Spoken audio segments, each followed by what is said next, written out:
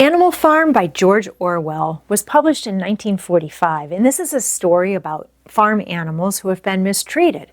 Farmer Jones is getting drunk, and he forgets to bring the animals in, forgets to feed them, and he forgot to bring in the harvest. Well, the animals are upset. They decide to have a meeting, they talk, vote, and decide to revolt. They chase Farmer Jones off the property and then reorganize.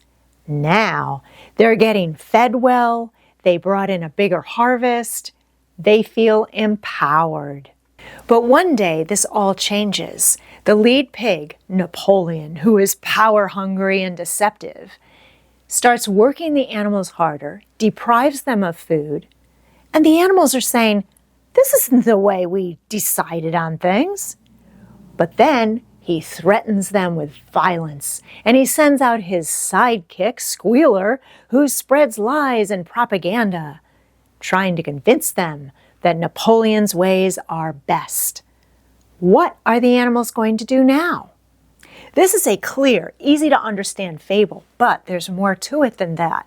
George Orwell fought for a while in Spain in the 1930s and saw the rise of totalitarianism, which is a small group of people at the top, holding all the power. And they control the public through propaganda and violence. And this type of government started increasing after World War I. There were 5 large countries who were using it: the Soviet Union, Germany, Spain, Italy, and Japan. This book is a warning about what can happen if a revolution gets out of hand. Sometimes the group that starts overpowering another group ends up becoming just like that group. One tyrant replaces another. Animal Farm by George Orwell is a representation of the Russian Revolution and the rise of Joseph Stalin. The hardworking horse thinks he can just work harder and things will get better. He represents the peasants. The pigs who are in power in Animal Farm represent the Soviet leadership.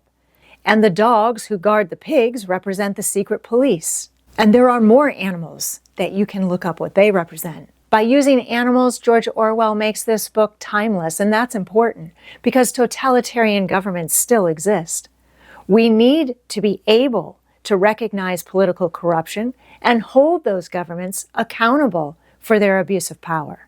I really admire George Orwell for taking a complex issue, breaking it down into a simple, short story, and making it easier for a wide range of ages to understand. Thanks for watching, keep reading, and have a great week.